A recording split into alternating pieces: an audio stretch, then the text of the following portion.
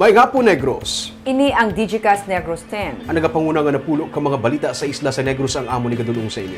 Updin niyo kami via Facebook, YouTube, kag sa KK Channel 11. Kag subong mabatian niyo kami live sa FM station nga 91.1 FMR Bacolod. Kag yari ng top 10 nga mga balita sa Negros subong nga adlaw. Apat patay sa pagkalumo sa Cadiz City Reef, hindi ani mapasudlan sa mga bisita sang LGU. Sa Kabagalan City, bangkay sang lola na sapuan sa guwa sang pantiyon kag wala na sang panapton. Mosobra sa 21 milyones pesos ka balor sang shabu na recover sa Silay City sang Domingo. Diesel basaka sa masobra 5 ka pesos kada litro, masobra naman sa piso sa gasolina.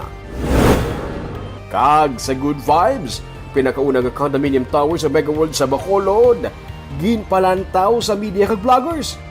Inatanan sa Digicast Negros X. Sa number 10,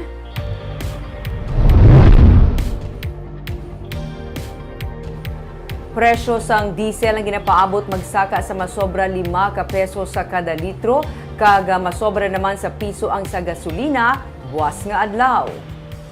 Liwat nga sugataon ang mga motorista sang panibag-o nga saka sa presyo sang gatong buwas sa aga. Sa oil trading halin Agosto 22 tubtob 25, ginalantaw nga magasaka ang presyo sang diesel sang 540 tubtob 570 kada litro. Samtang mahimo naman magsaka sang 130 tubtob 160 kada litro ang presyo sang gasolina. Ginkumpirmar naman ni Department of Energy Oil Industry Management Bureau Director suno kay abad ang factors nga nag-apekto sa movement sa presyo sang gatong sa world market ang ginalakipan sa pagtaas ang demand sa gatong sa US kag Europe bangod sa kahangawa nga supply shortage nga gindulot sa away sang Russia kag Ukraine.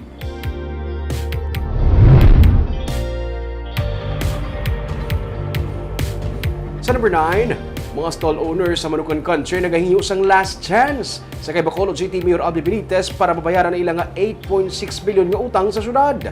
May report si Nico Delfin. Ginserbihan na sang final notice kag demand letter in 17 ka mga stall owners sa Manukan Country sa reclamation area. Kutob lang sa katapusan sang Setyembre ang ginhatag sa ilang deadline para masettle ang kapin 8.6 million pesos nga utang sa syudad.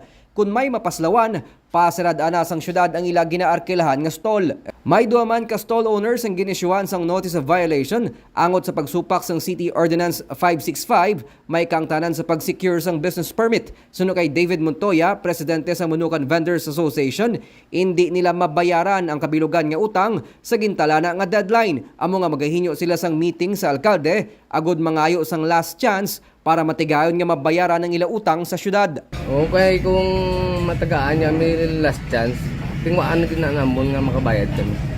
Kay base wala sang takabalos nga gina plano. Kay amo na nung wala pa mi kasitol mo siya, wala man kami kastorya siya. Kung PPP, masarangan na yan, labi na magsaka bala ang arrears naman o kung ang bayad bala para sa permits kag sa ano. Hindi na naman masarangan sir kung may private mo, privatize. Kay subong gani kasitol lang kami, hindi kami kabayad. Tapos private pag nila. Pagtapos ng gurutin to, pila lang gurutin kabilo ng mga sarang. Nagalaon pa kuntani ang mga stall owners nga makondon ang penalty sa ila utang. Pero makaduwa naman kabeses sila nga natagaan sang kahigayunan para mabayaran ng ila kautangan sa syudad. Nico Delfin para sa Digicast Negros.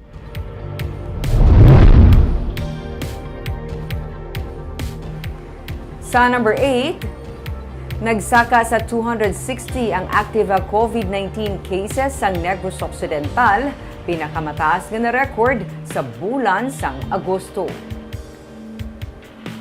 Sa report sa Provincial Incident Management Team, 20 ang new cases nga na-record sa August 28, 6 naman ang naka-recover. Hospital utilization rate sa August 27 daily hospital census report ang yara sa 30.59%. Nagakasayuran nga sa 340 ka mga COVID hospital beds sa nagkalain-laing mga ospital sa Bacolod kag Negros Occidental, 104 ang okupado. Suno kay Provincial Administrator Rayfrando Diaz, nalakip sa datos ang mga pasyente nga na-admit sa lain kuntani nga kaso pero nasapuan nga COVID positive.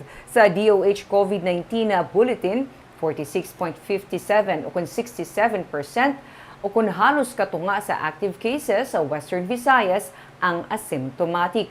47.19% naman ang mild, 4.41% ang moderate, kag 2.7% ang may severe symptoms. 0.04% naman ang critical. Sa number 7,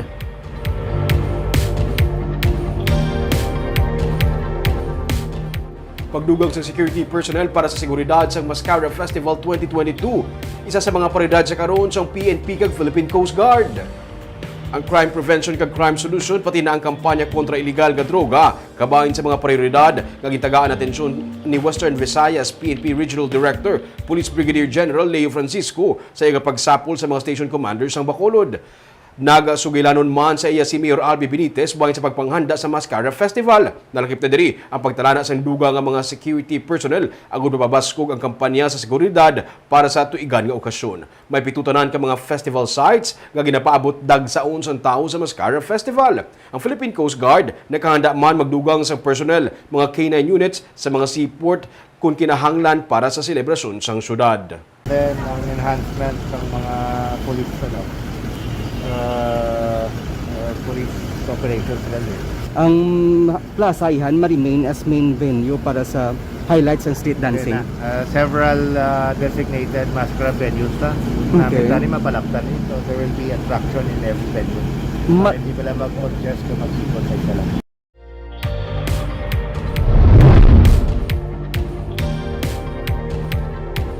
Sa number 6, masobra sa 21 milyones pesos nga balor sang iligal nga droga na recover sa separado nga buy-bust operation sa Silay City. Masobra sa 21 milyones pesos nga balor sang iligal nga droga ang na-recover kahapon sang kapulisan sa separado nga buy-bust operation sa syudad sang Silay.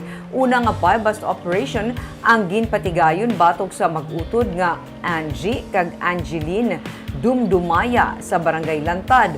13,668,000 pesos nga balor sang suspected shabu ang nakuha sa ila.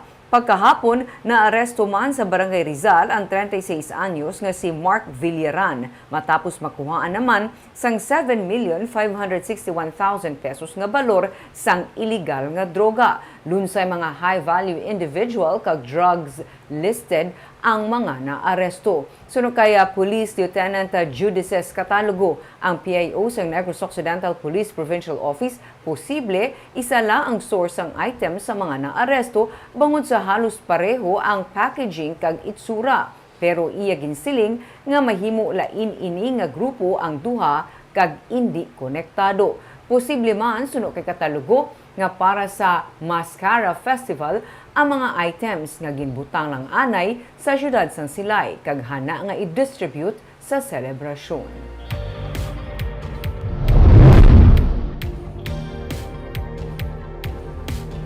Sa number 5, limatanan ka mga persona ang patay sa separado ng mga insidente sa pagbungguanay sa Bacolod kag Talisay City. Patay ang driver ng tricycle pati ng iya minor de edad nga anak kag bayaw matapos mabungguan sa truck sang Biyernes sang gabi sa Circumferential Road sa Barangay Bata sa Bacolod. Ang napatay amo si Marciano Mahilom Jr.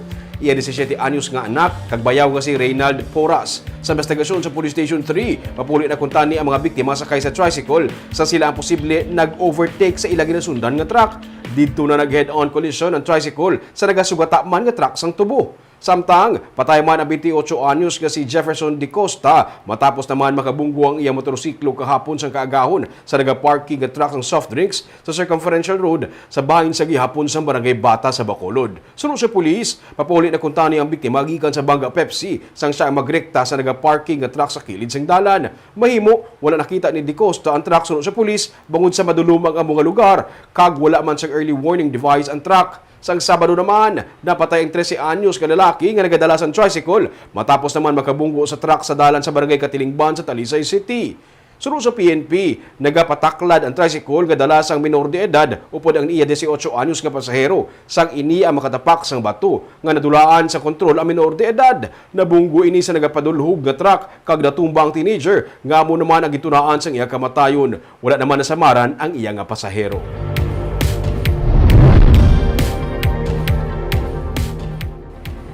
Sa number 4, masobra sa 5.3 million pesos nga educational assistance ang na-release sa Department of Social Welfare and Development sang Sabado sa Negros Occidental.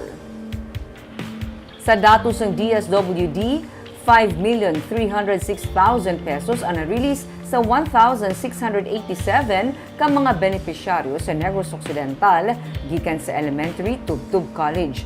Sunod sa DSWD, mas nangin matawhay kag organisado ang pagpanagtag sang nagligad nga Sabado kun ipaanggid sa una nga higayon sang pag-release sang educational assistance.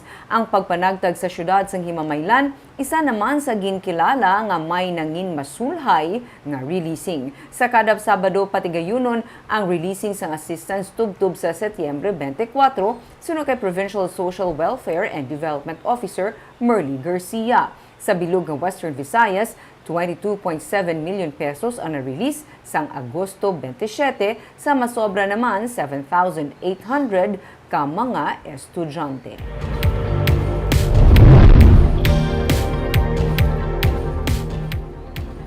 Sa number 3, 31 ka mga eskwelahan sa Negros Occidental kabahin na sa Bacolod City ang nagsira. Sa datos sa gitpagwas ng DepEd Western Visayas, 19 sa 31 ka mga bulutuan ang may temporary closure, kag 12 naman ang may permanent closure. Sunod sa kay Hernani Esculiar, ang spokesperson sa DepEd Western Visayas, mismo ang tagdumalahan sa eskwelahan ang nagapahibalo sa DepEd kung temporary o kung permanent ang pag-untat nila sa ilang operation. Dugang pa ni Esculiar, pila sa sininga mga eskwelahan, school year 2021 to 2022 pa nagsira. Manubo ang enrollees kag financial constraints ang pila sa mga kabangdanan sa pagsira sa siningang mga eskwelahan sunod sa DepEd. Sa Biluga Rehiyon, 76 ka mga pribado nga bulutuan ang nagsira, 17 ang may permanent closure. Sunod sa kaeskulyar, ang mga apektado nga mga learners ang ginatagan naman sa assistance ang natungdan nga mga DepEd division offices. Sa piyak kabahin, as of August 23, 2,233,946 ang kabilugan nga nag-enroll sa Region 6 base sa datos ng DepEd. Mas mataas sa 2021-2022 enrollment nga 2,104,060. Sa number 2, sa Cabancalan City, bangkay sang lola nga ginlubong kahapon na sapwan sagwa sang lungon kag wala na sang panapton.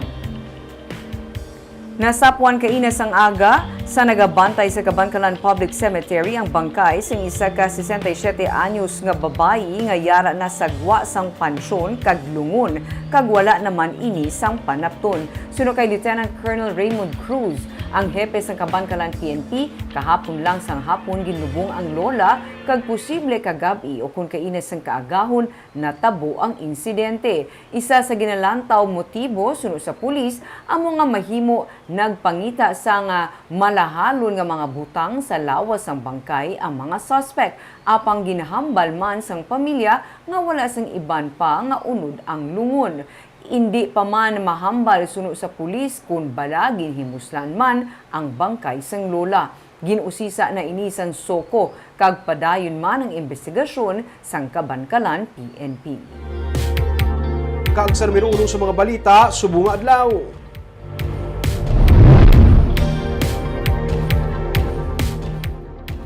Apatanan ka mga persona ang napatay matapos malumos sa ginapaliguan nga sandbar sa Cadiz City sang kahapon. Bangod sa among insidente, hindi na napapasudlan sa mga bisita sa lokal nga panguluan sa Cadiz City ang among lugar. May report si Nico Delfin. Patay ang apatanan ka mga persona matapos nga malumos Domingo sang hapon sa kabilang bilangan reef sa Barangay Sicaba sa Cadiz City. Suno kay Mayor Salvador Escalante Jr., mabaskog ang current sang nag-excorsyon ng mga biktima. Gani bangod man sing insidente, temporaryo nila nga siradaan ang reef para sa excursion. Ginausisa naman karon sang alkalde upod sa katapos ng Philippine Coast Guard kung sinong pump boat operator nga nagdulong kag nagbilin sa 14 tanan ka mga pasahero. Nalakip na diri ang mga biktima nga naligo sa sandbar. Off limits yung reef? Sa public, pati ang fisherman kagang bantay dagat kinagamit na nila for excursion purposes lang. Fishing niya kagang bantay dagat kinagamit na nila dahil. Suno kay Commander Julio Viz Mercurio, commander sang PCG Northern Negros, may salabto ng operator sang kolorom nga pump boat nga nagpasakay sa mga pasahero. That's why, sa lingkungan ng meron sa anti-colorum act, they are answerable. Because as far as I'm concerned, wala na dasang may gabiyahe na regular boats with pertinent documents sa silang area. So we're still in the process of trying to locate the operator and the owner of the boat so that we will be held answerable sa pagdala sa mga persons sa ilang area for swimming. Sa reports ng Philippine Coast Guard, una nga nalumos ang menor de edad nga gintinguaan sa Albaron sa nga Iloy nga si Marlene Aguirre. Si Aguirre ang nalumos man kag gintinguaan kun tani nga Salbaron sang apat niya ka mga kaingod balay kabahin diri Sanday Rayme Mar Ocon kag isa ka 13 anyos nga lalaki. Sanday Ocon kag ang menor de edad ang wala man makaluwas kag nalumos. Nico Delfin para sa Digicast Negros.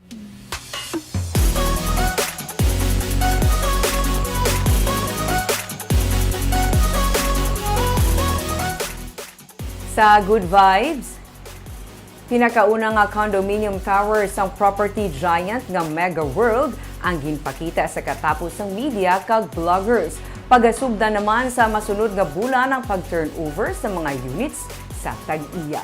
May report si Romeo Subaldo. Hotel living, inegnatanyag sang One Regis ang Mega World sa mga unit owners. Halin sa lobby pakadto sa amenities ng condominium tower, daw parehos lang nga nag-a-star ka sa isa ka hotel. Sa lobby pa lang, modern and contemporary ang design kag inspired sa isa ka hotel sa France.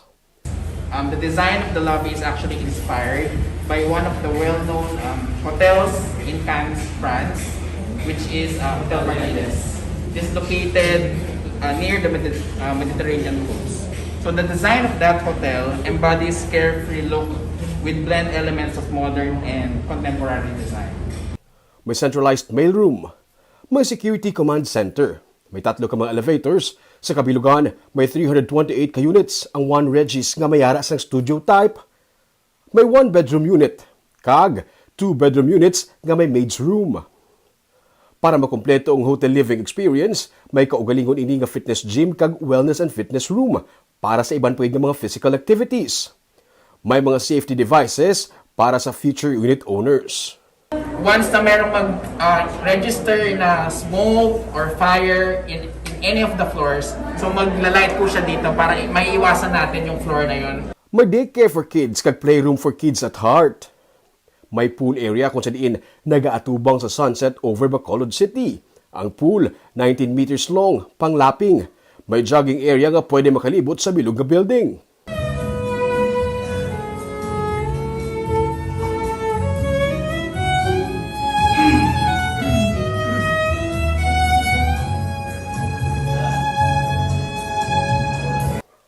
Kag, may function room for small gatherings sa mga unit owners kag sa ilang mga bisita. Sunod sa kay Jennifer Palmares Fong, Vice President for Sales and Marketing sa Mega World Visayas, sa bulan sa Setyembre, maamat-abat na sila turnover sa units sa mga tag-iya sini. Almost sold out ang tanan ng mga 328 units kag jutay na lang gid ang available para sa One Regis Tower. Right now, we have very few units left here.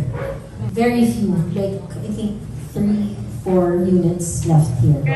Ginanunsyo man ni Harold Geronimo, ang Vice President kag Head sa Public Relations and Media Affairs sa Mega World Corporation, nga ang The Upper East kung saan inahamtang ang One Regis ang mangin isa sa mga venue sa Mascara Festival 2022. So for the success of Upper East and One Regis, and of course, one of the main venues of Mascara Festival this year, the Upper East. Magluwas sa One Regis, may iban pagid nga mga condo towers nga ginatukod sa The Upper East. Barb, grabe, no, 5 years from now, ay, ano yung tsura ka Bacolod sa mga ulpot ni nga mga high-rise condominium? Kag may nga nga lugar daming ha historical ginaya para sa aton ng mga Bacolod noon. Much more sa mga nagpuyo gid diraanay nga lugar. Imagine na pala, kala sa tubang sa government center kay Star Gulpi. At least nang sign of development sa Bacolod.